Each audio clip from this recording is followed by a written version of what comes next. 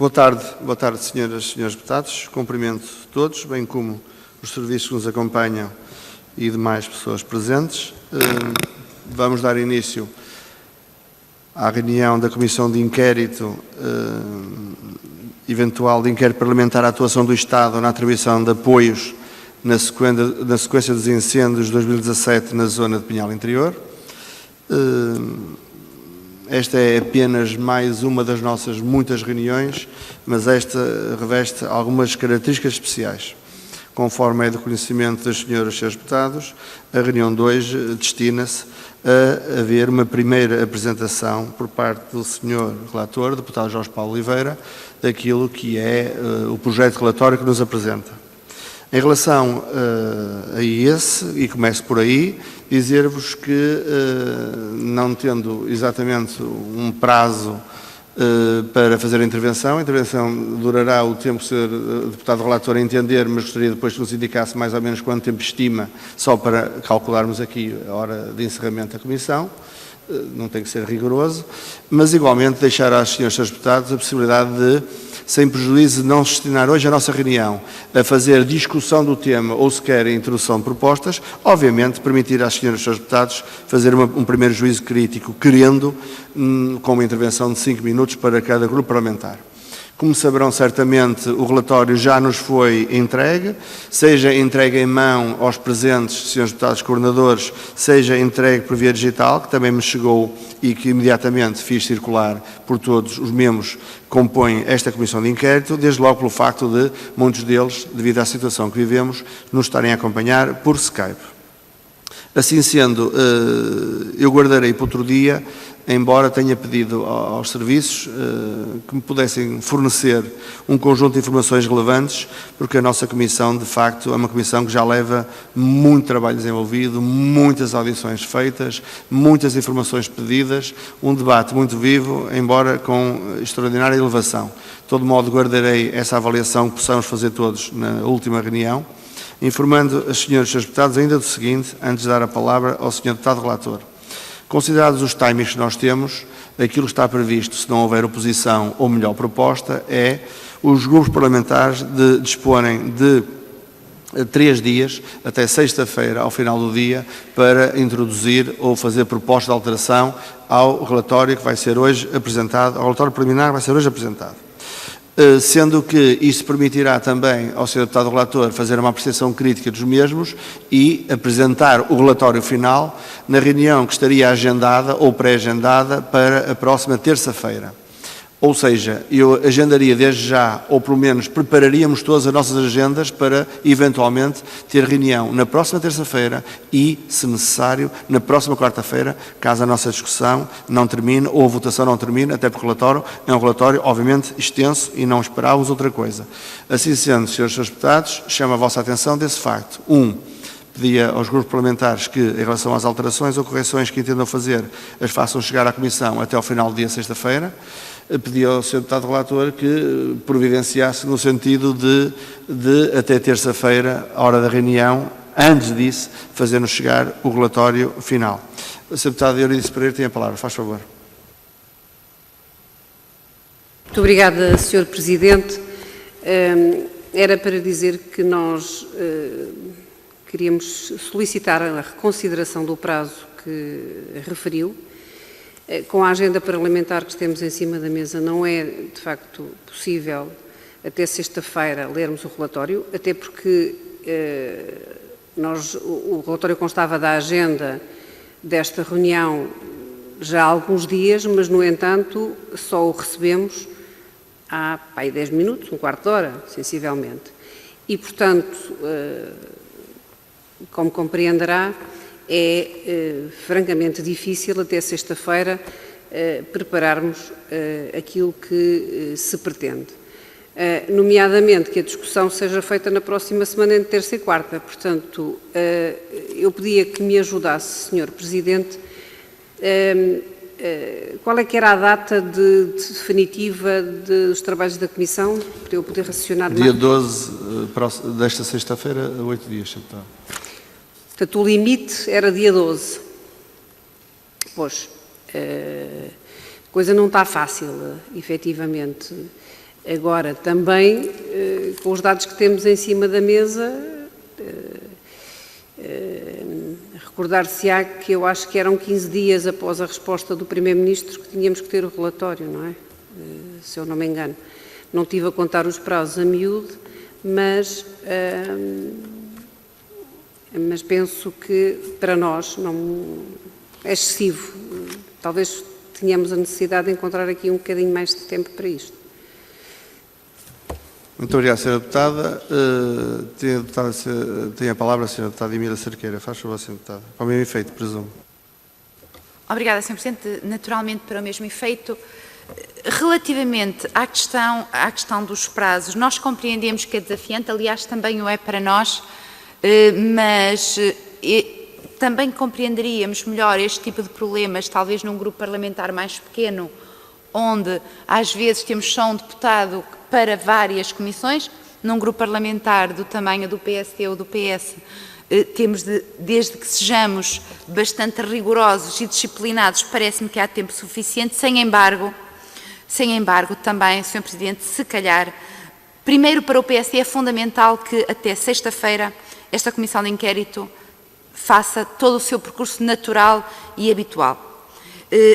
Os 15 dias de prazo, o Sr. Relator, naturalmente que seriam prazos aproximados, não seriam prazos vinculativos, mas parece-me que poderíamos aqui, por uma questão de gestão para todos, se o Sr. Relator, porque aí também depende essencialmente dele, mas deixaria esta sugestão até segunda-feira ao meio-dia, para que na terça-feira ao fim do dia pudéssemos fazer a reunião, ou então fazermos reunião quarta-feira ao fim da tarde e quinta-feira também, portanto, nos 2 dias seguidos, sendo o caso disso e necessidade, por forma a que na quinta-feira ou mais tardar nós tenhamos a votação final deste relatório e com isto o encerramento desta comissão. O Sr. Deputado João Dias, faz favor. Muito obrigado, Sr. Presidente. Sr. Presidente, Srs. Deputados, é para o mesmo efeito relativamente ao prazo da apresentação das propostas, naturalmente para que o trabalho da Comissão se processe de uma forma mais expedita possível, tendo em consideração aquilo que é a limitação que temos em termos da vigência da Comissão. Contudo, o prazo, tal qual como já foi aqui expresso, o prazo para a apresentação de propostas parece-me curto e faria toda a diferença se tivéssemos mais 2 ou 3 dias. Não se trata apenas de apreciar o relatório, trata-se também de fazer aqui uma articulação e uma aflição entre todas aquelas que foram as audições, as atas e aquilo que consta no relatório. Naturalmente que o prazo para indicação de propostas será meramente indicativo, até porque poderemos fazer propostas de alteração em cima e elas serem sujeitas à votação. De qualquer das formas, para os bons trabalhos, para que os trabalhos decorram de uma forma adequada e que permita que todos os grupos parlamentares tenham aqui algum tempo, parece-me que faz sentido esta proposta que agora o PSD, pela voz da Sra. Deputada Emília Cerqueira, colocou, de que até segunda-feira, eu diria, meio-dia, sim, muito bem, ou provavelmente até às 15 horas, se pudesse apresentar propostas de alteração e que depois, naturalmente, teríamos mais 24 horas para apreciar, ou 24, ou provavelmente 48 horas para apreciar essas propostas de alteração. E, nesse sentido, a nossa opinião é de que até sexta-feira é muito curto para nós, pelo menos esta é a posição do PCP. Muito obrigado. Muito obrigado, Srs. Deputados.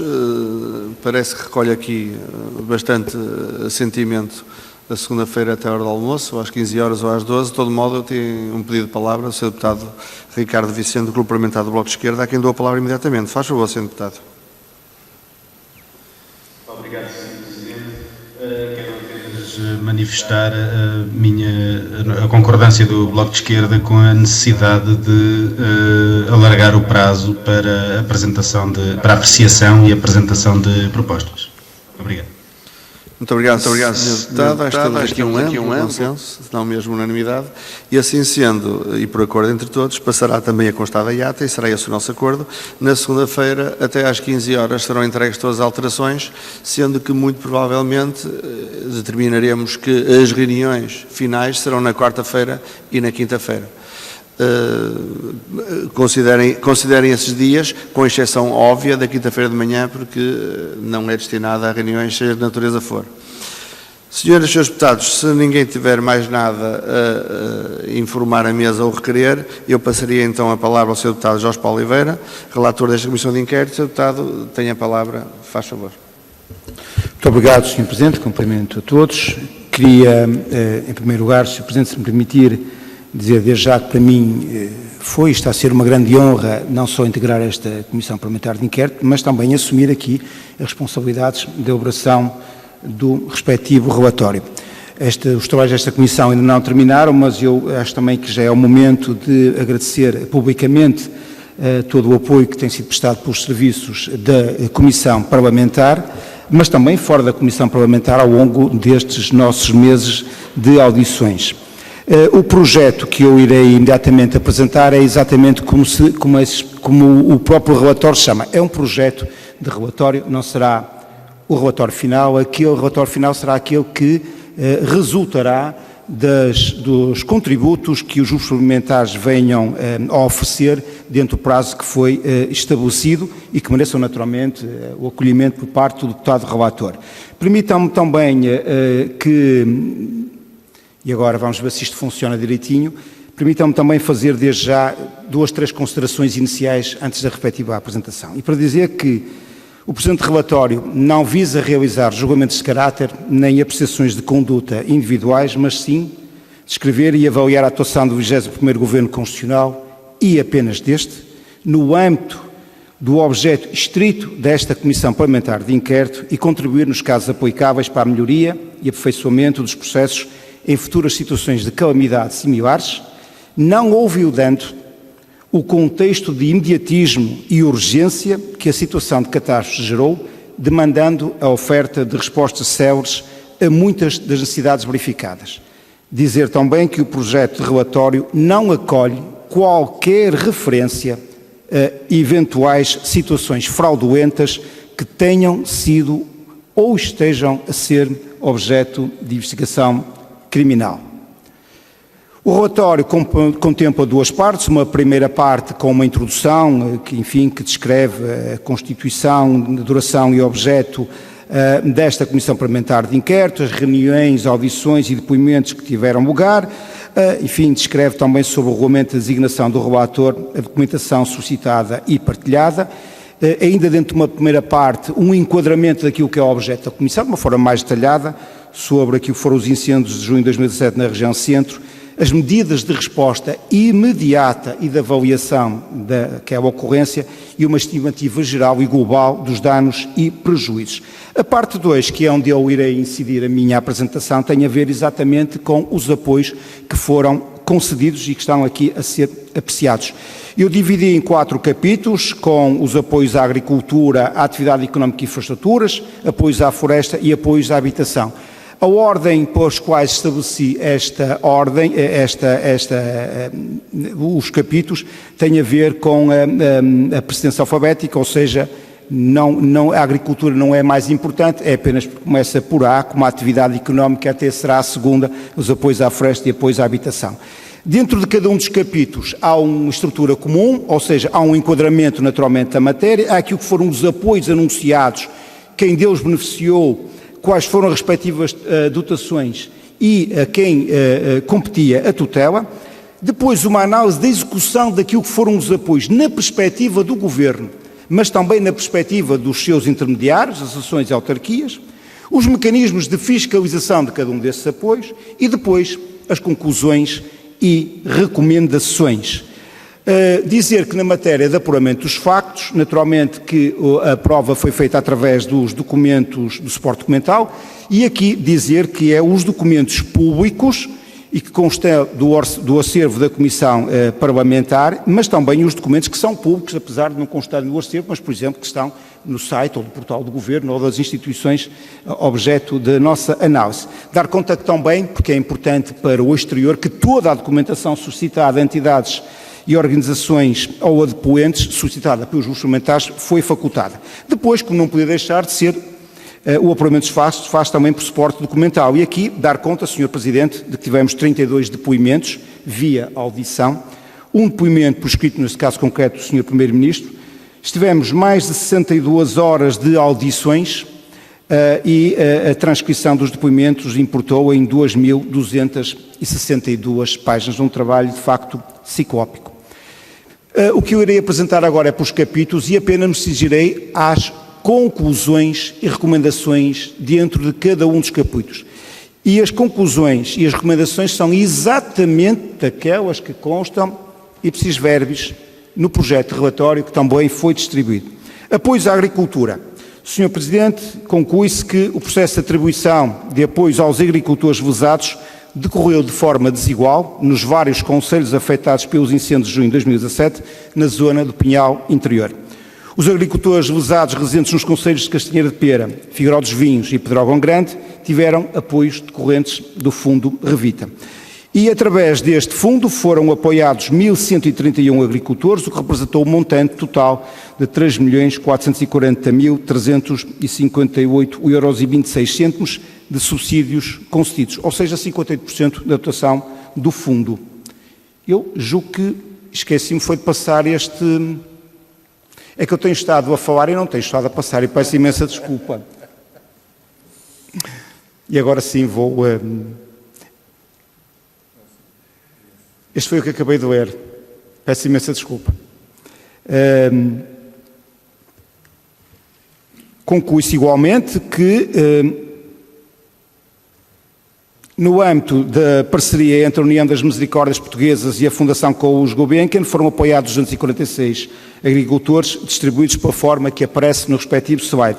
Estes apoios representaram um investimento total de 656 mil euros, 656, 577 mil euros e 62 cêntimos, e também teve origem em donativos privados. Depois, dizer que, ao contrário dos primeiros que eu fiz referência, os agricultores residentes nos concelhos de Ancião, Avaerze, Arganil, Góis, Penela, Pampilhosa Serra, Oeiros e Sertá, portanto, não tiveram acesso aos apoios decorrentes do Fundo Revita, daí a desigualdade que eu tinha feito a referência.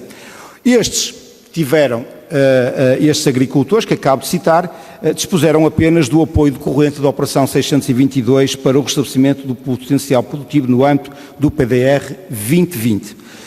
Conclui-se também, Sr. Presidente, que há uma percepção de burocratização e complexidade excessivas do processo de candidatura ao Programa de Desenvolvimento Rural do Continente, o tal PDR 2020, para apoios superiores a 5 mil euros, circunstância que obstaculizou a candidatura de grande parte dos lesados a este apoio. Conclui-se também que não resulta claro se as sessões de esclarecimento realizadas pela Direção Regional de Agricultura e Pescas do Centro, no Concelho de Pedrógão Grande, se destinaram a apresentar todos os apoios existentes, nomeadamente do regime simplificado da respectiva candidatura, e se o fizeram também tendo como destinatários não só os agricultores daquele município, mas também todos os agricultores lesados de todos os concelhos afetados. Resulta também deste projeto, e em forma de conclusiva, que a falta de clareza na transmissão de informação sobre os apoios disponíveis pode ter estado na origem da percepção de que as candidaturas à Operação 622 do PDR 2020 tinham como limite mínimo a candidatura os 5 mil euros. Nesta circunstância, aliás, o Sr. Presidente do Conselho de Gestão do Fundo Revita afirmou desconhecer o conteúdo do despacho 6.420A/2017, 24 de julho do Ministério da Agricultura, Florestas e Desenvolvimento Rural, que adaptou o regime de aplicação da Operação 622 para o restabelecimento do potencial produtivo PDR 2020 para uma subvenção não reembolsável de 100% até 5 mil euros. Portanto, eu quero aqui dizer com isto é que durante bastante tempo nós tínhamos interpretado que o PDR 2020 não incorporava os apoios para montantes inferiores a 5 mil. E há de facto essa percepção errada que se concluiu depois por uma audição, que agora não vou naturalmente desenvolver, que afinal estes montantes também era possível este tipo de candidaturas. O desconhecimento deste despacho do referido espais que eu fiz referência e a consequente percepção da existência de uma lacuna de apoio financeiro entre os 1.053,31 euros e os tais 5.000 euros para os agricultores lesados, esteve na origem da elaboração do Conselho de Gestão do Fundo de Revita, tomada a 12 de setembro. Foi a partir deste momento que se decidiu canalizar parte dos donativos para o apoio aos agricultores lesados.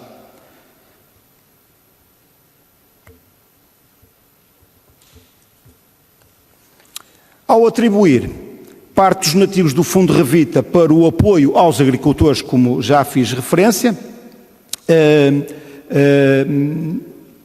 ao abrigo da referida alínea número 2 do artigo 3º do regulamento deste fundo, segundo o qual se poderia apoiar outras necessidades de apoio devidamente identificadas, desde que não cobertas por medidas de política pública em vigor ou de caráter discricionário dirigidas às áreas e populações afetadas por incêndios, e considerando o despacho já citado por 3 vezes, o 6.420, que constitui o quadro legal de uma medida de política pública em vigor à data da deliberação do Conselho de Gestão do Fundo de Revita, esta, do ponto de vista do relator, constitui um incumprimento do regulamento interno do mesmo fundo. Tendo o Sr. Primeiro-Ministro afirmado que o apoio aos agricultores pelo Fundo de Revita foi uma decisão do Governo e que o Estado ressarciu o Fundo de Revita em 2,5 milhões de euros para cobrir esse investimento, fica assim, do nosso ponto de vista e do meu ponto de vista, por ressarcir o fundo em 900 mil euros que foram gastos para além do valor investido pelo Estado no apoio aos agricultores.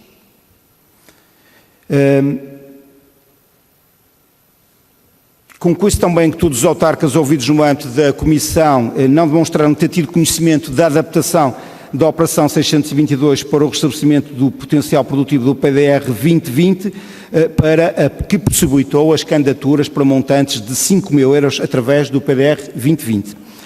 Foi manifestado pelos autarcas ouvidos em comissão dos concelhos de Pedrógão Grande, Castanheira de Pera, Figueiró dos Vinhos, a percepção que também os seus munícipes não teriam conhecimento sobre a existência de qualquer medida de política pública direcionada aos agricultores para os tais prejuízos inferiores ou iguais a 5.000 euros, para além daquele que estava, para além do regime simplificado e financiado e previsto pelo Fundo Revita. Senhores deputados, eu sei que isto é um bocadinho fastidioso, mas não há outra forma de apresentar estas conclusões. E peço-vos antecipadamente desculpa. Ainda dentro das conclusões da agricultura, dizer que quer os autarcas, quer o representante da Associação de Agricultores declararam, conhecer situações de agricultores lesados com prejuízos superiores a 5.000 euros que terão abdicado de tentar reaver o valor diferencial por manifesta incapacidade de efetuar uma candidatura ao PDR 2020. Foi percepção geral, incluindo autarcas, Comissão de Coordenação e Desenvolvimento Regional Centro, Conselho de Gestão do Fundo de Revita e até do Tribunal de Contas, que existiam 3 escalas de apoio aos agricultores. A primeira até após os 2,5 IAs, ou seja, 1.053,31 euros, a segunda entre os 1.053,31 euros e os tais 5.000 euros, e aqui estavam abarcadas pelo regime simplificado do Fundo de Revita, e uma terceira a partir dos 5.000 euros, a tal Operação 622 do PDR 2020. Mas a fiscalização dos apoios aos agricultores pelo Fundo de Revita foi considerada pelo Tribunal de Contas, na sua auditoria, como pouco transparente e sem critérios de avaliação. O facto de 51% do Fundo de Revita ter sido atribuído para apoio aos agricultores impediu que fosse considerada a possibilidade de canalizar esse valor para outras necessidades habitacionais, nomeadamente a reconstrução total ou parcial das segundas habitações. Nos levantamentos de danos e prejuízos agrícolas levantados pelo DRAP Centro e pela CCDR Centro, existe um diferencial de 2.267.967 euros, que nem a Comissão Parlamentar de Inquérito, tal como o Tribunal de Contas, não encontrou uma justificação cabal para a origem deste diferencial. Finalmente, no âmbito das conclusões dos apoios a agriculturas, dizer que o Governo tinha a expectativa de criação ou desenvolvimento de 33 parques de madeira queimada, em resultado dos incêndios de 2017, desses apenas 14 entraram em funcionamento para o fim destinado, o que corresponde a uma execução de 42%.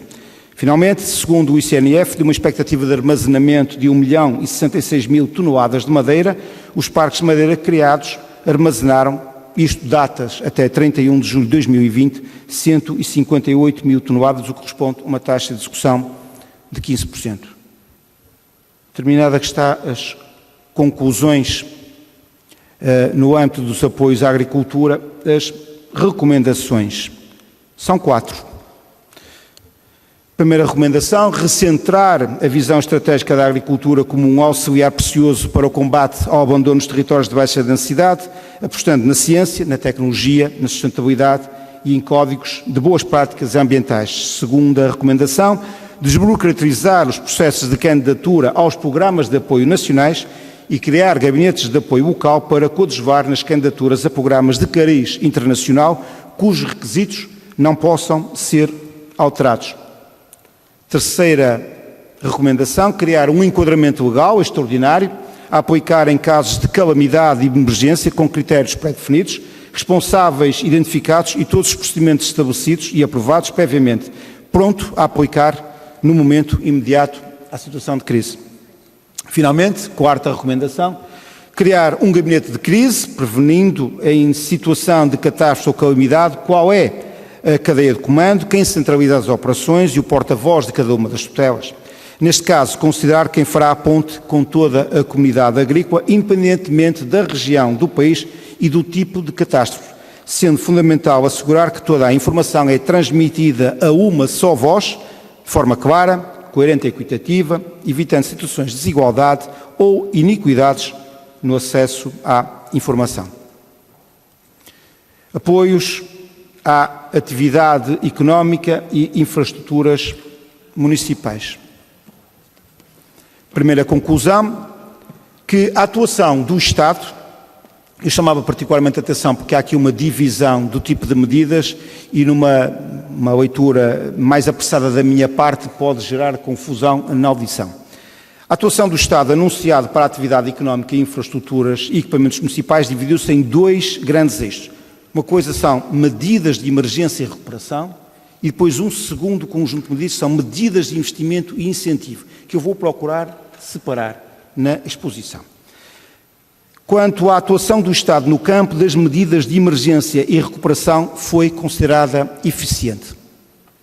Através do programa Centro 2020 foram aprovados 25 projetos pertencentes aos concelhos afetados pelos incêndios e de um financiamento elegível total, candidato a 22 milhões de euros, foram aprovadas 12 milhões de euros.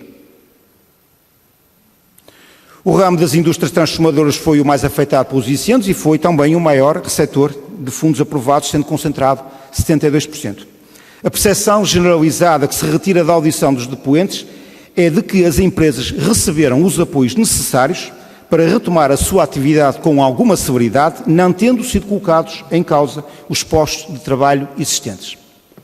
Conclui-se também que os apoios à recuperação e reposição de infraestruturas e equipamentos municipais dos 7 concelhos afetados pelos incêndios apoiados, considerados no levantamento da Comissão de Coordenação e Desenvolvimento Regional Centro, foram quase totalmente cobertos em relação ao valor das candidaturas, não havendo indicação de que os municípios tenham tido necessidade de financiar despesas com orçamento próprio. Dizer que, neste contexto e na rúbrica de infraestruturas e equipamentos municipais através do programa Centro 2020 foram aprovadas 39 candidaturas, respeitando-se aos municípios de Castanheira de Pera, Figueiró dos Vinhos, Penela, Sertã, Pedrógão Grande, Góis e Pampilhosa da Serra. O investimento total elegível foi financiado 85% pelo Fundo Portugal Centro 2020 e em 15% pelo Fundo de Emergência Municipal. O valor aprovado foi de 15,4 milhões de euros, inferior ao valor estimado pelos municípios para a recuperação de infraestruturas municipais, que foi de 17,2 milhões de euros, mas como eu referi anteriormente, não há indicação de que os municípios tenham tido necessidade de investir do seu orçamento próprio para a recuperação destas infraestruturas. Ficou demonstrado que realizaram-se várias sessões de esclarecimento pela CCDR Centro relativamente aos programas do Centro 2020 abertos e aos processos concursais aos quais as empresas se poderiam candidatar. Os autarcas não demonstraram em audição conhecimento concreto sobre a fonte de financiamento dos apoios às empresas, pelo que se deduz que não tenham sido envolvidos nos processos de divulgação daqueles. Contudo, a falta de envolvimento dos autarcas nestas sessões de esclarecimento não obstaculizou os processos de candidatura nem o acesso das empresas aos mesmos.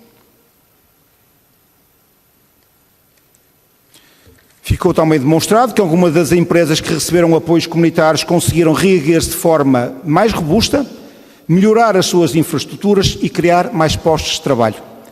No domínio das medidas de investimento e incentivo à economia, e aqui eu já estou a falar no segundo plano, não das de emergência e de recuperação, mas de medidas de incentivo à economia, apesar da elevada taxa de execução de 90% reclamada pelo Governo no âmbito do plano de revitalização do plano interior, não existe por parte dos autarcas ouvidos a percepção dos impactos do investimento realizado pelo Estado no desenvolvimento económico da região, ao contrário, ou seja, como aconteceu com as medidas de respostas e de recuperação.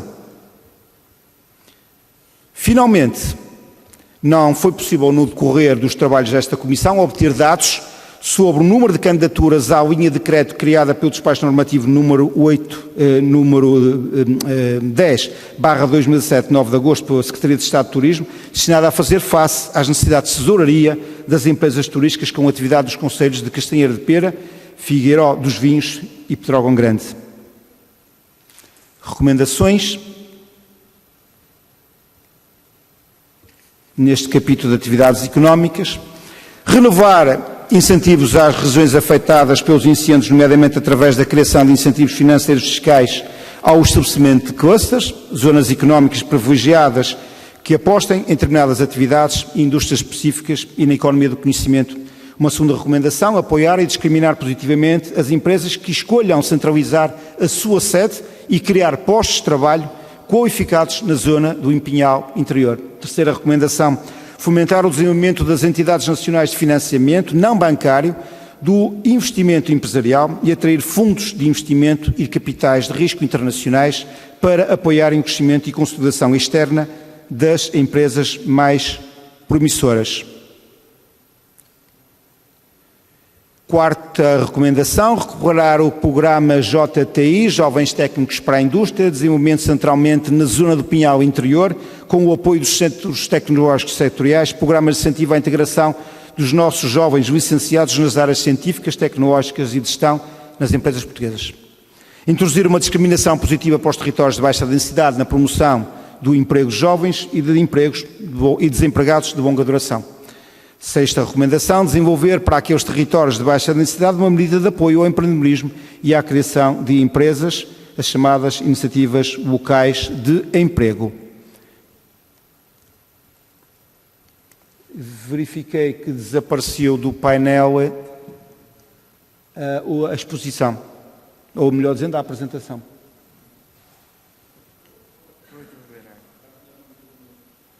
Eu talvez possa ter acontecido em outros momentos, eu peço desculpa, os seus deputados que têm os guiões não conseguem acompanhar em papel, mas as senhoras e os seus deputados que nos estão a acompanhar à distância, isso é que é todo impossível. A não ser acompanhar naturalmente se tiverem acesso ao seu mail. Já voltamos. Faz favor, tempo lá. Muito bem. Mais três recomendações. Desenvolver de uma forma integrada na zona do Pinhal Interior, criando circuitos de atividades turísticas mais diversificadas no âmbito da natureza, gastronomia, artesanato, história e produtos locais.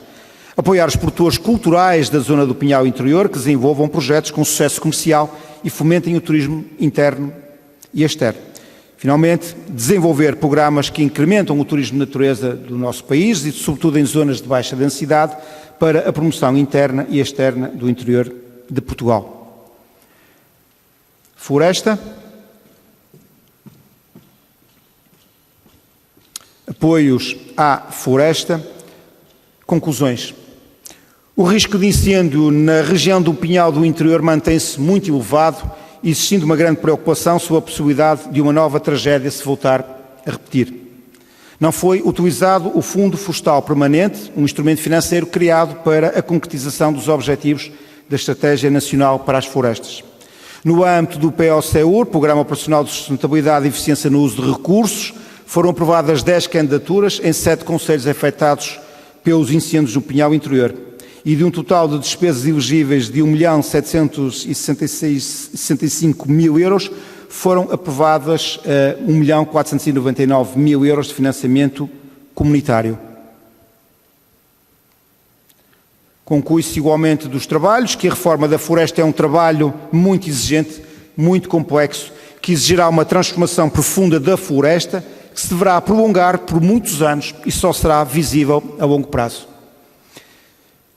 Digo a uma nova conclusão de que a rotatividade dos mandatos nas últimas décadas e a ausência de uma estratégia política concertada e consensualizada para a floresta não permitiu que tivesse sido realizada uma reforma contínua com objetivos concretos, materializáveis ao longo do tempo.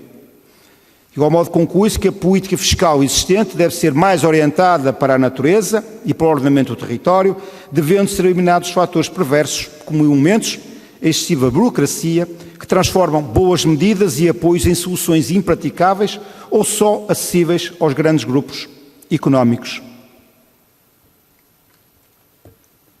O cenário atual na zona do Pinhal Interior é de uma monocultura instalada, em que algumas espécies de crescimento rápido, como o eucalipto, estão naturalizadas e, se nada for feito para contrariar essa tendência, vão ocupar a mancha florestal. Conclui-se também dos trabalhos da Comissão que, no contexto da sua conjectura económica, a ausência de apoios e de alternativas sustentáveis, a população destes territórios escolhe de acordo com as opções que lhe permitam oferir, no curto prazo, maior rendimento. A questão da ruína da agricultura familiar está na base do êxodo rural e as parcelas agricultadas que hoje se mantêm agricultadas, pequena agricultura, a agricultura familiar, são tampões à progressão dos incêndios florestais. Os apoios do Estado para a reflorestação, apesar de existentes, tiveram muito baixas execuções, fruto da desmotivação dos proprietários de reinvestir em territórios que acreditam que voltarão a arder. A percepção dos representantes do Governo e entidades diretamente tuteladas, ouvidas em comissão, é de que houve um amplo apoio ao setor das florestas e foram aplicadas medidas efetivas no terreno. Já a percepção da maioria dos depoentes não governantes é de que pouco ou nada foi feito em termos de reordenamento e prevenção de incêndios, tendo todos receio de que novos episódios de incêndio trágicos possam acometer a região se nada for feito a curto prazo. Finalmente, não existe a percepção de poentes não governantes de onde foram investidos os milhões anunciados pelo Governo para medidas para o setor da floresta. Finalmente, existe uma maior prevalência do investimento no combate aos incêndios, ou seja, medidas de natureza reativa, do que uma aposta em ações proativas e preventivas.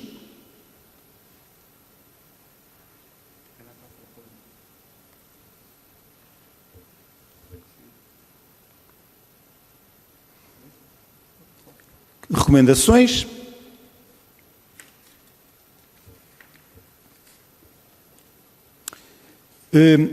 Depois de ter sido criada a Comissão Técnica Independente, constituída, como é do conhecimento das senhoras deputados, por especialistas do setor e das diferentes audições nesta Comissão terem demonstrado que permanecem os problemas identificados pela Comissão Técnica Independente e que a percepção e a sua percepção de inação no terreno parece-nos da maior justeza e adequação que este relatório reforce, subscrevendo algumas das recomendações apresentadas pela Comissão Técnica Independente para o setor das florestas.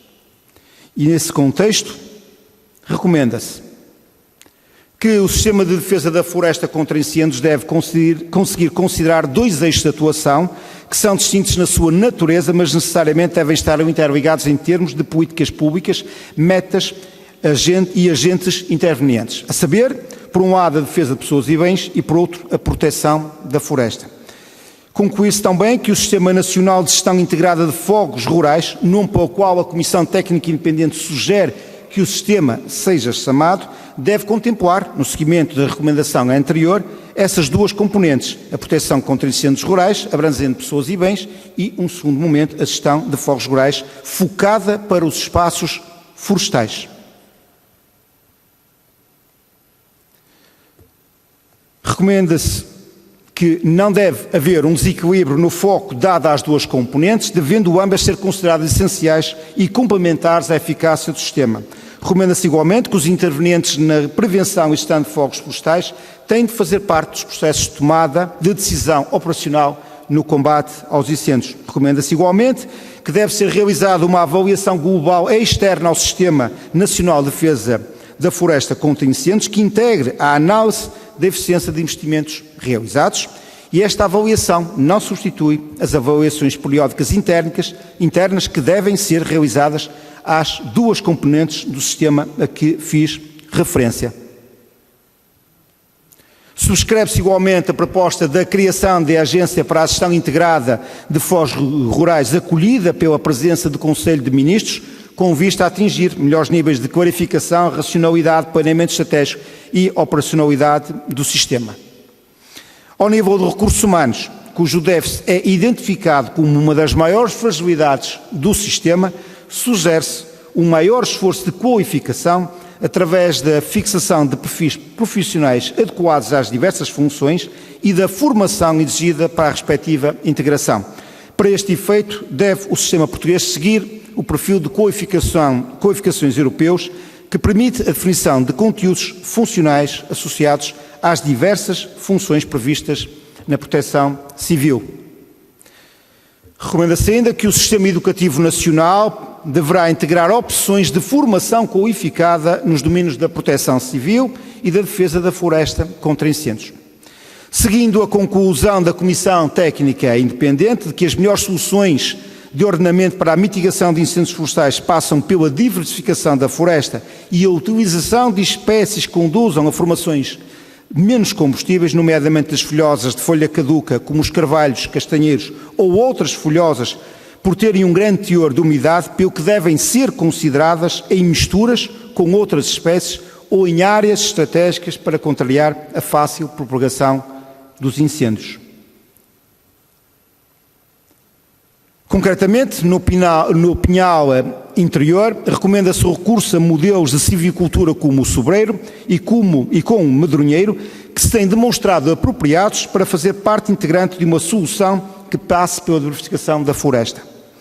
Subscreve-se igualmente a recomendação da Comissão Técnica Independente da criação de um programa específico que compensa a perda de rendimento por alguns anos para a criação de florestas de carvalhos, castanheiros e outras folhosas, que deverá incentivar os proprietários e gestores florestais a optarem por estas espécies que a médio e longo prazo poderão ser ainda mais rentáveis do que as atuais alternativas e com menor perigo de incêndio para as próprias florestas e para as aldeias existentes nos espaços florestais.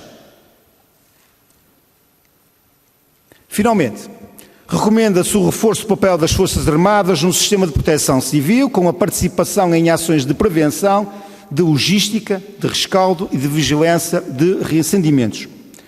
Por fim, deve ser continuamente reforçada a estratégia de sensibilização e autoproteção das populações para a adoção de boas práticas e o desvio de comportamentos de risco, com vista a minimizar os impactos dos incêndios rurais de que são particularmente afetadas. Sugere-se o envolvimento ativo das autarquias, que deverão constituir-se como entidades proativas na mobilização das populações para, com as comunidades, garantirem a adoção daquelas medidas de proteção de pessoas e bens contra fogos rurais.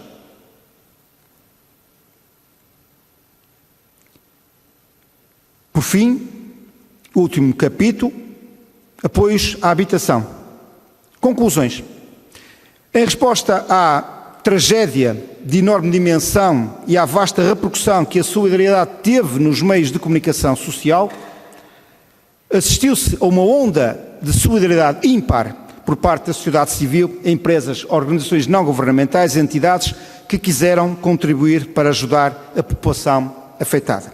Essa ajuda materializou-se em ações de voluntariado, donativos em espécie, mas também em avultados donativos financeiros destinados essencialmente à reconstrução das habitações destruídas pelo incêndio. O Fundo Revita Foi criado pelo Governo com o objetivo de gerir os donativos entregues no âmbito da solidariedade demonstrada, aplicando-os integralmente no apoio às populações e à revitalização das áreas afetadas pelos incêndios nos concelhos de Castanheira de Pera, Figueiró dos Vinhos e Pedrógão Grande.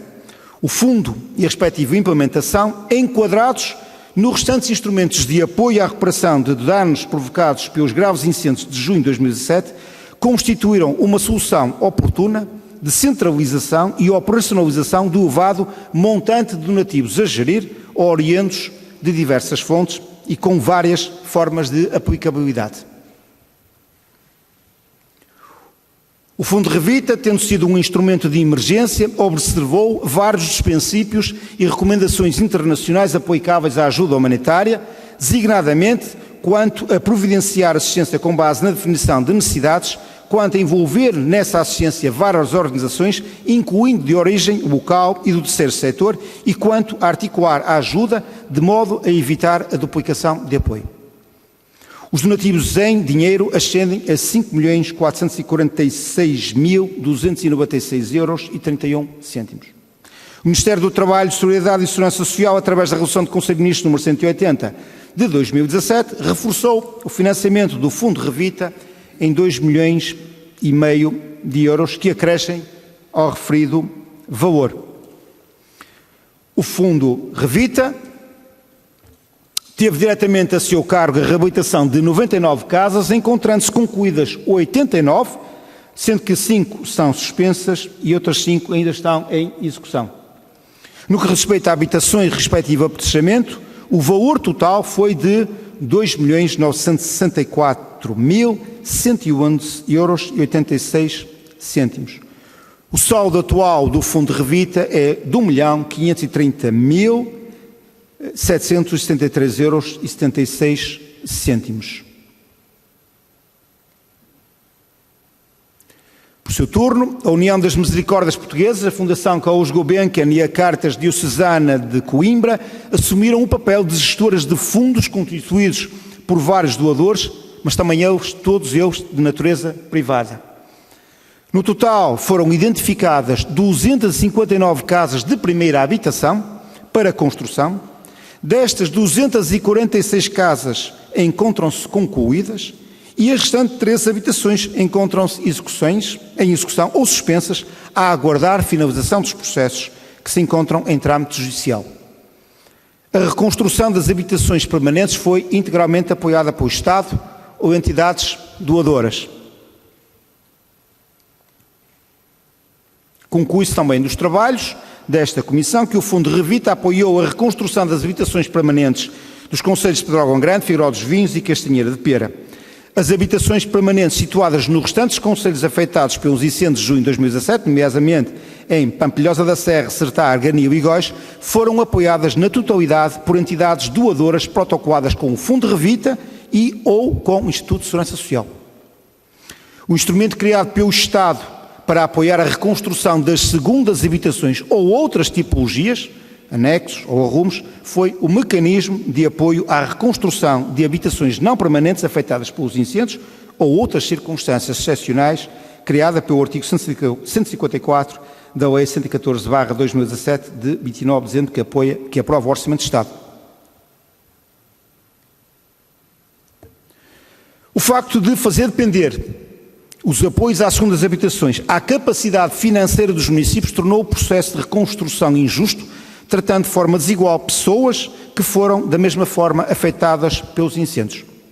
Existe ainda a expectativa dos autarcas de que o Estado possa vir a cobrir a reconstrução das segundas habitações à semelhança do que fez com as habitações permanentes. Conclui-se dos trabalhos da Comissão que as segundas habitações são de extrema relevância para estes territórios, desempenhando um papel fundamental como motor de desenvolvimento socioeconómico da região e no combate à desertificação do pinhal interior. Conclui-se que os apoios não foram comunicados de forma clara aos cidadãos, tendo alimentado confusões e expectativas em relação às segundas habitações que agora se veem malogradas. A redação dos diplomas normativos não foi a mais feliz, contribuindo para este clima de incerteza. A resolução do Conselho de Ministros número 101/2017, por exemplo, aponta a reconstrução e a reabilitação das primeiras habitações através do Fundo de Revita e de outras fontes de financiamento, e as segundas habitações ou outras tipologias através da disponibilização de empréstimos financeiros. Mas depois, o próprio regulamento do Fundo de Revita não veda a possibilidade de as segundas habitações também poderem vir a beneficiar do seu apoio quando as primeiras prioridades de intervenção estivessem materializadas.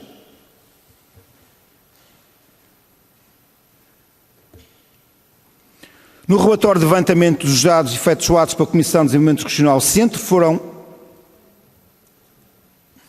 Sr. Presidente, desapareceu do ecrã.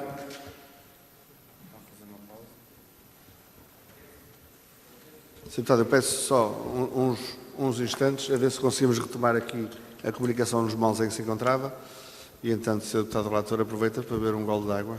Muito obrigado.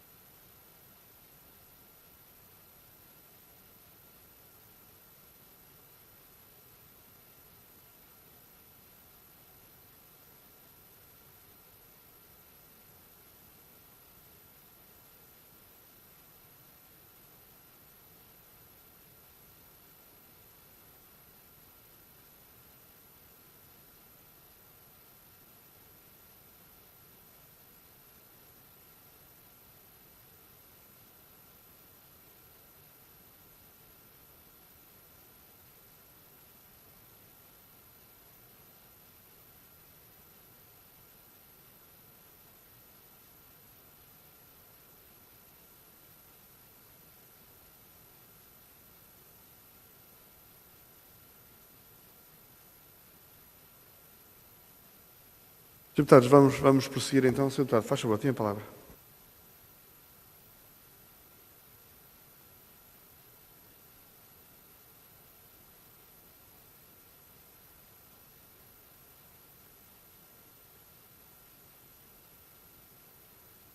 Muito bem.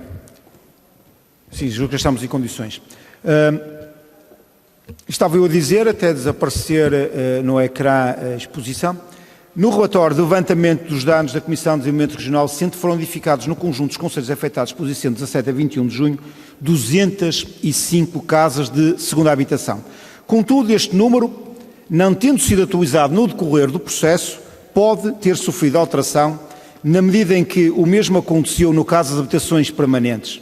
Se bem se recordam, no primeiro levantamento foram identificadas 169 habitações, mas acabaram por ser intervencionadas 259 casas classificadas como primeiras habitações. Assim, não existindo nenhuma outra contagem do número total de casas classificadas como segundas habitações, tomaremos as 205 como referência com a devida ressalva supra-referida.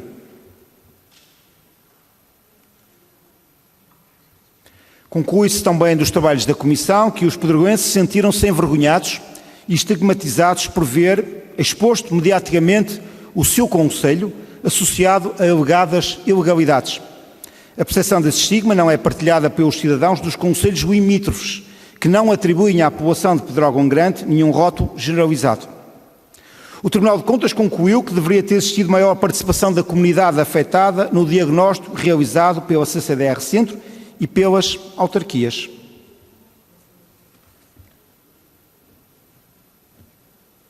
O não envolvimento da sociedade civil, nomeadamente da comunidade afetada, poderá ter levado a falhas na identificação das reais necessidades. A multidisciplinaridade das equipas que fizeram os primeiros levantamentos no terreno foi considerada importante, dado que cobriu várias variantes de tecnicidade que favoreciam independência na análise.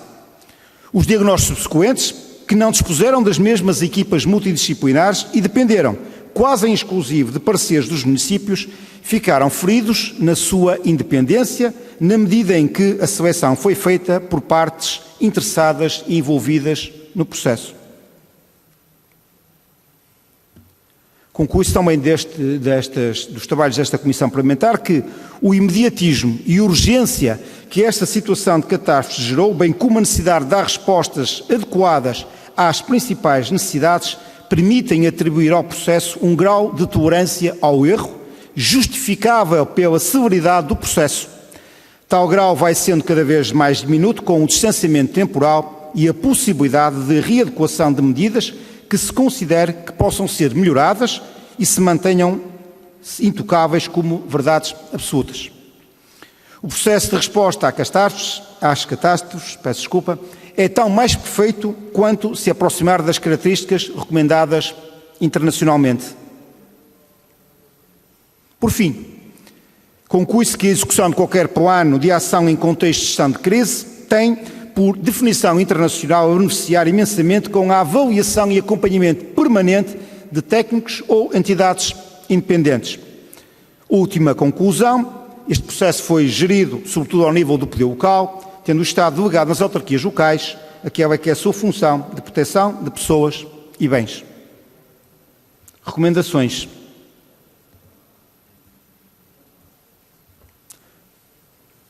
Em face das conclusões, recomenda-se a elaboração de um quadro legislativo global de natureza estrutural que regula a ajuda humanitária e solidária, contendo designadamente princípios éticos aplicáveis, regras sobre a definição de critérios de ajuda, procedimentos de coordenação e controle, normas sobre transparência, prestação de contas e controle financeiro.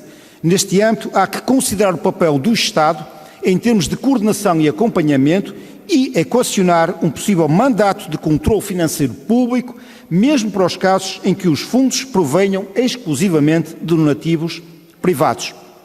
Recomenda-se igualmente que, sob a égide deste quadro legislativo global, deve ser criado um fundo financeiro de caráter permanente, para onde devem ser centralizados todos os donativos para ajuda humanitária.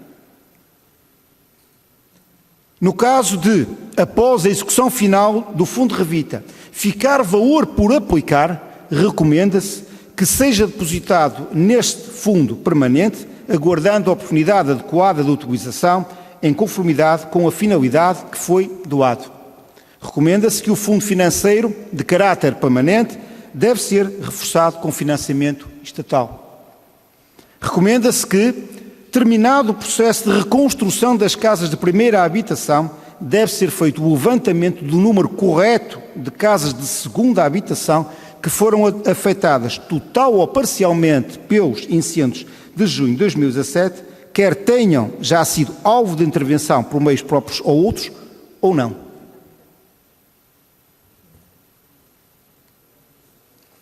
Recomenda-se que o Estado deve suportar o custo da reconstrução total ou parcial das segundas habitações afetadas pelos incêndios de junho de 2017.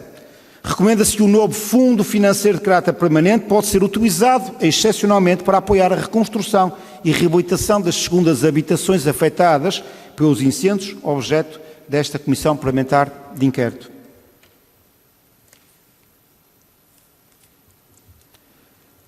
Recomenda-se que é importante criar um plano de gestão de crise sustentado nos princípios internacionais de ajuda humanitária que ditem a atuação nacional em contexto de catástrofes, com uma distribuição clara de competências pelas entidades envolvidas, sendo necessário garantir uma cadeia de comando de cariz horizontal. A identificação e diagnóstico das necessidades devem ser realizadas por equipas multidisciplinares, totalmente independentes e que envolvam especialistas. Recomendam-se que é fundamental garantir a total transparência nas várias fases do plano de ação, com atualização de informação que possa ser considerada relevante para a comunidade envolvida.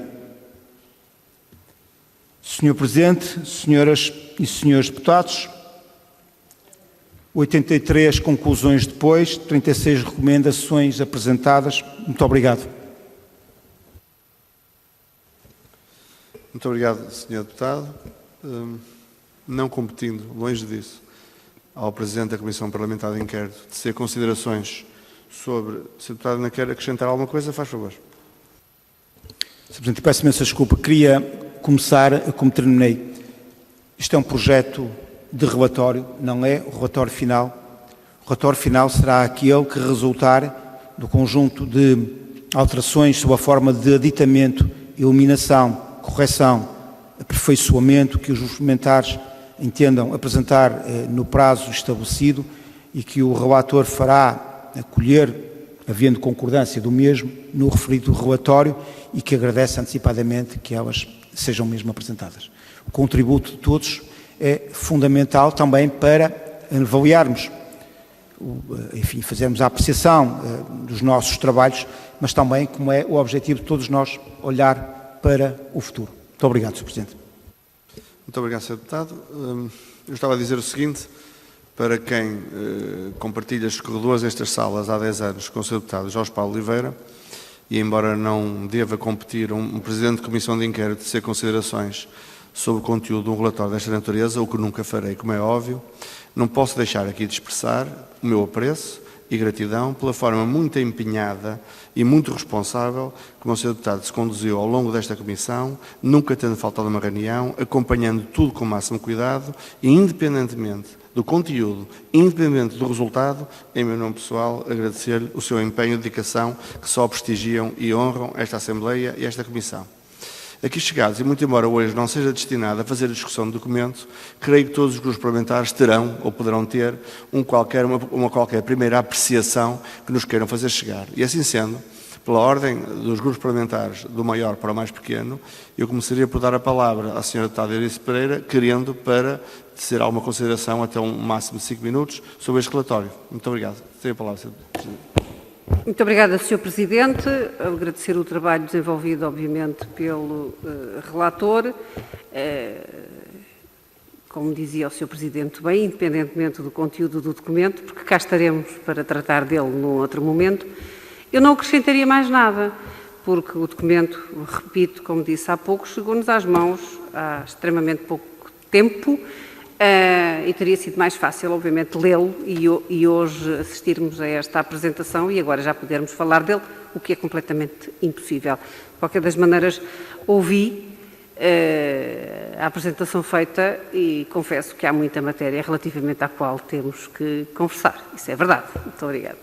Muito obrigado, Sra. Deputada. Obviamente temos muito a conversar.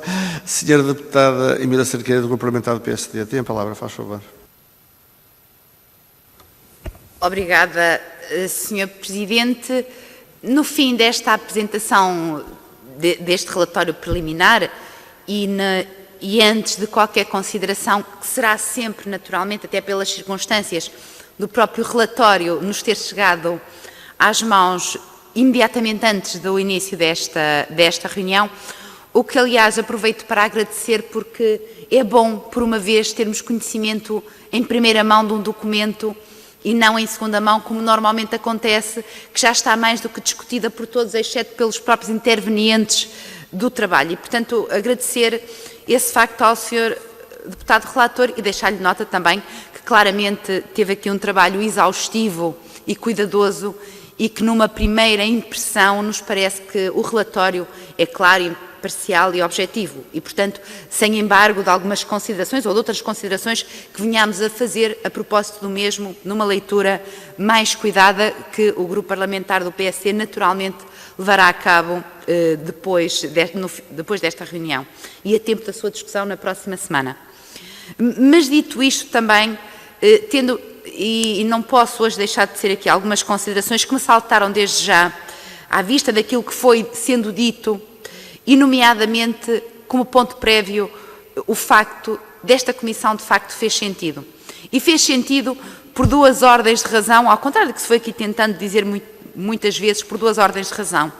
Para olharmos para o passado e para aquilo que não correu bem e para tirarmos aprendizagens para o futuro. E estas conclusões e recomendações vêm de facto ao encontro daquilo que no fundo o PSD entende que tem que ser também o resultado desta comissão.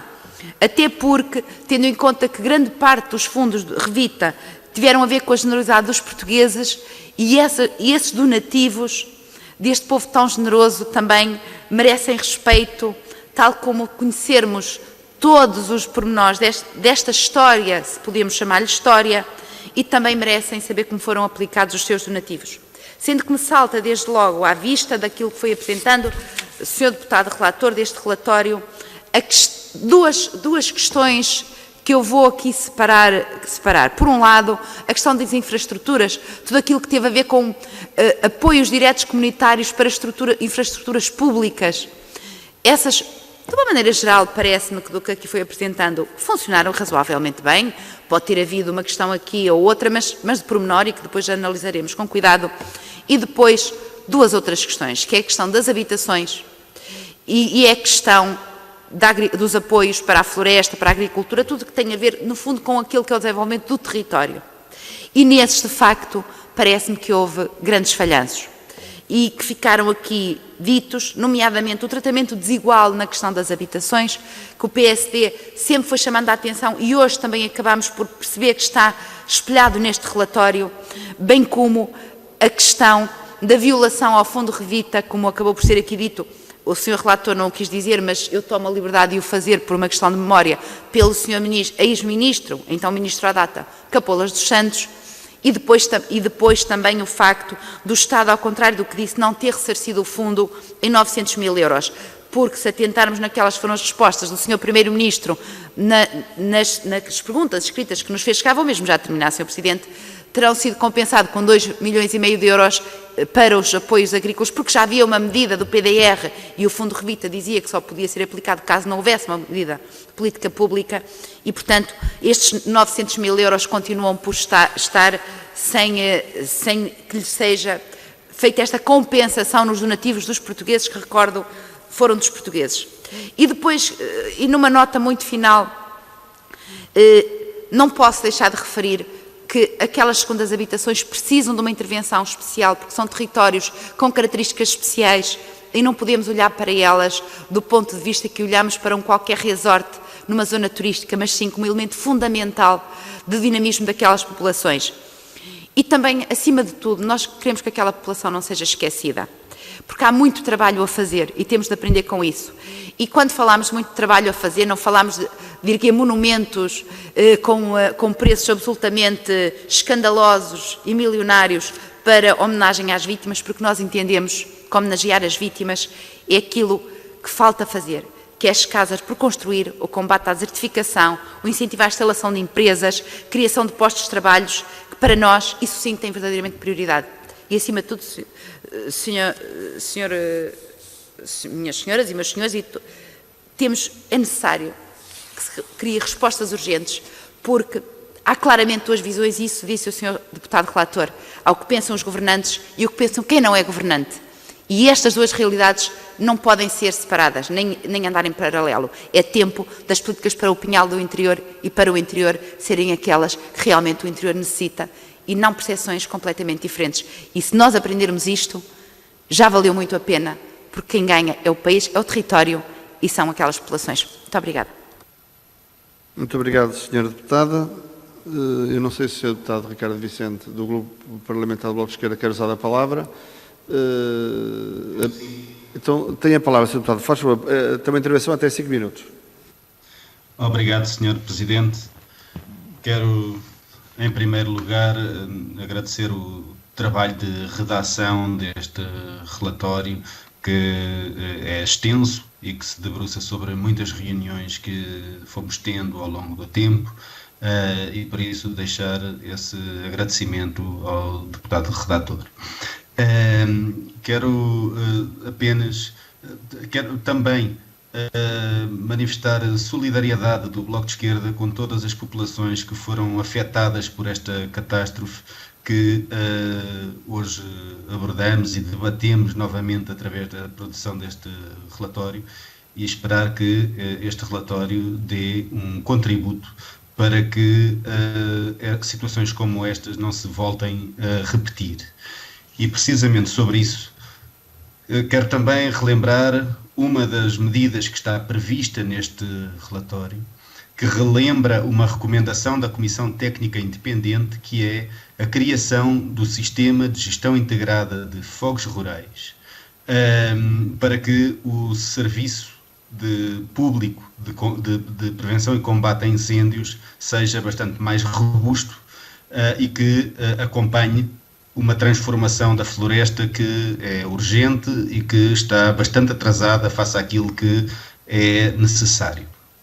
Mas, com isto para alertar que a Comissão Técnica Independente deu esta recomendação ao Governo. Houve, na sequência desta recomendação, a criação da AGIF, da Agência de Gestão Integrada de Fogos Rurais, para o implementar. Foi lançado o Plano de Gestão Integrada de Fogos Rurais de forma incompleta. O Governo apresentou apenas uma estratégia para a criação do Sistema de Gestão Integrada de Fogos Rurais, mas o plano foi incompleto, porque o plano que o Governo apresentou há bem mais de um ano na Assembleia da República continha apenas a estratégia e não era acompanhado do respectivo programa de ação. Quero relembrar também que os proponentes iniciais desta ideia têm hoje alguma continuidade no seu trabalho através do Observatório Técnico Independente, órgão que se espera, o Bloco tem proposto, que seja renovado na Assembleia da República, e que já apresentámos uma proposta que aguarda ainda o acolhimento desta renovação por parte dos restantes grupos parlamentares. Portanto, este grupo de investigadores deve continuar a sua atividade e contribuir para que situações como estas não se repitam, prestando a melhor consultadoria pública à Assembleia da República para que daqui possam resultar as melhores soluções. Alertar que do Sistema de Gestão Integrada de Fogos Rurais, a estratégia que foi lançada foi alvo de várias críticas por parte destes investigadores, e que foi também uma das críticas anunciada a ausência do respectivo programa de ação, porque não se pode discutir uma estratégia quando ela não é acompanhada dos programas de ação e dos meios que permitirão atingir os objetivos previstos.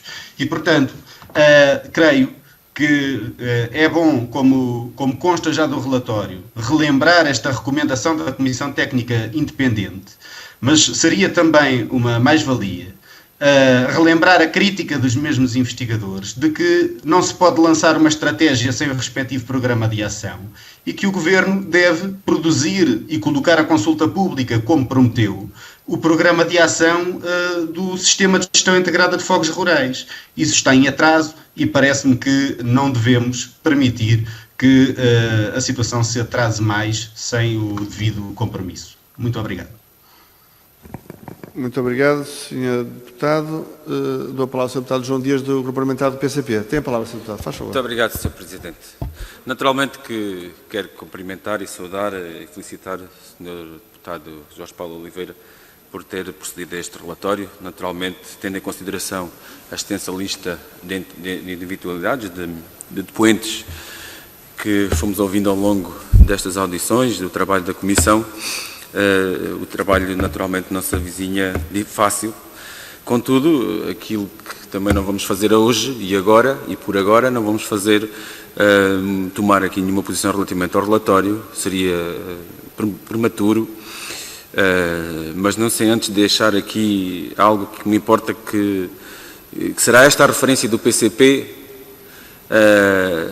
que tem a ver com o facto do relatório responder e deverá responder àquilo que é o objeto da Comissão.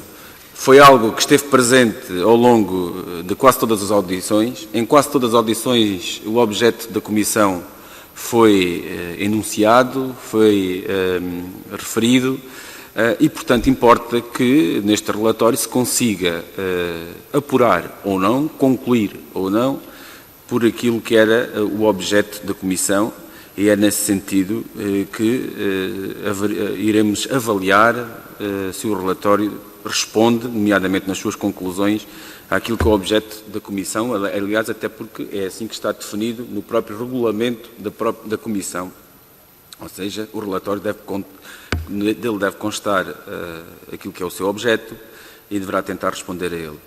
Naturalmente que, ao longo das audições, outras conclusões que não previamente ou ligadas ou relacionadas ou previstas naquilo que era o objeto vieram a apurar-se e fará também todo o sentido que possam constar deste relatório. E por isso nós não iremos ter aqui uma apreciação mais alargada daquilo que é o relatório.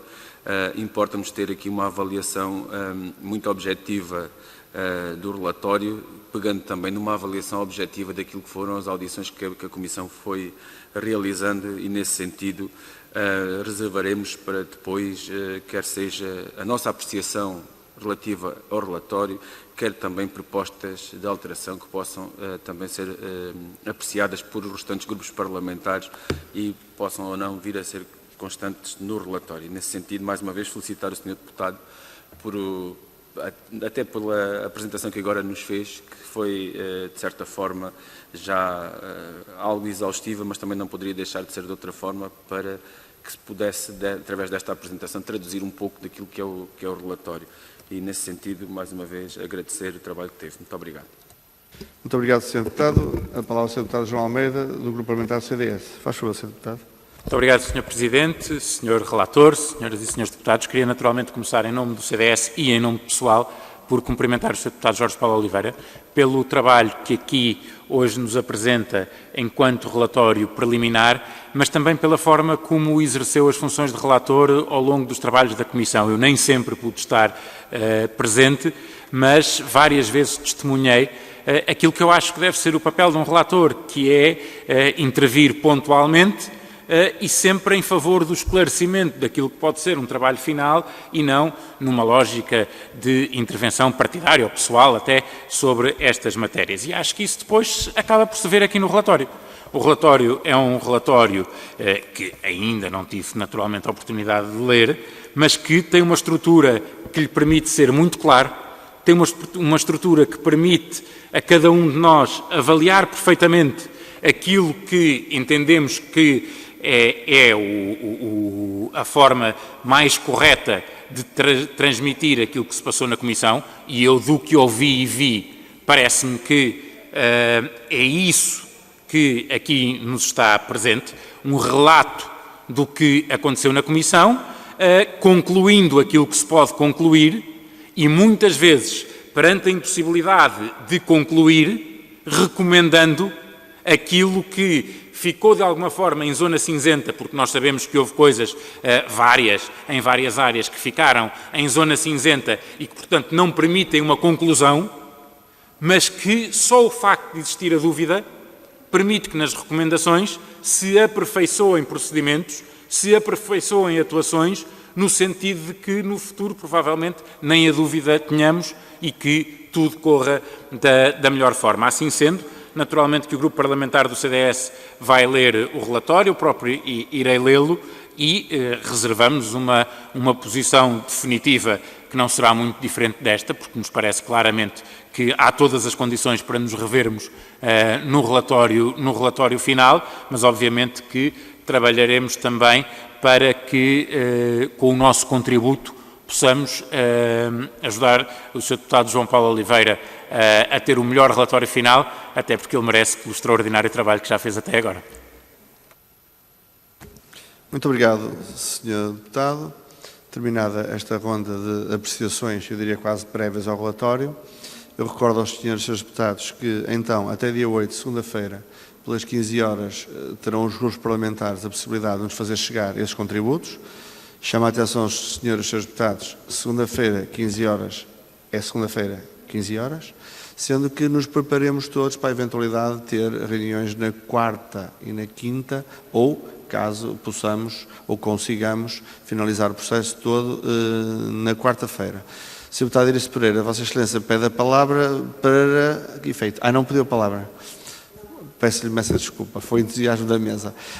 Assim sendo, Srs. Deputados, alguém me chamou a atenção, deixem-me esclarecer o seguinte, se nós podíamos reunir mais cedo, e voltamos ao problema do costume.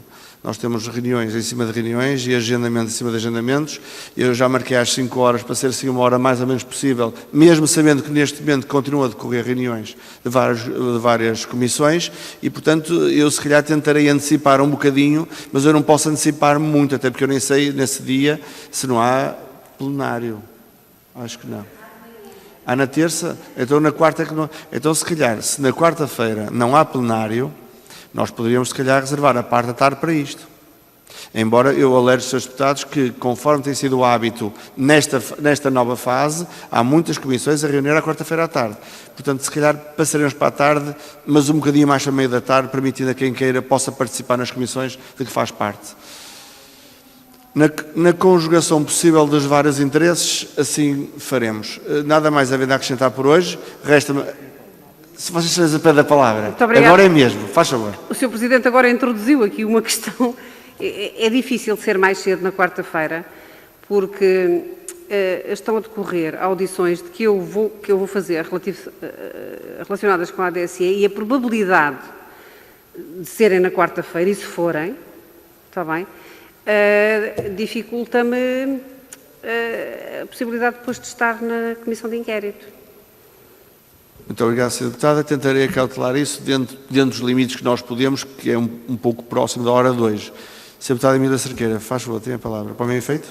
Dizendo que concordo inteiramente com o que acabou de dizer a Sra. Deputada Euridice Pereira, porque, de facto, tendo em conta os agendamentos que atualmente estão a ser realizados, em virtude desta condensação que temos das reuniões, é muito difícil nós conseguirmos estar libertos antes da hora habitual da reunião desta Comissão, sob pena de não podermos participar nos outros trabalhos em que já estamos, cada um de nós que já está comprometido e, portanto, exatamente, e, portanto, o ser às 17 horas ou 17h30, de facto, permite-nos conciliar as agendas que são apertadas e complicadas. Portanto, eu concordo com o que disse a Sra. Deputada, basicamente.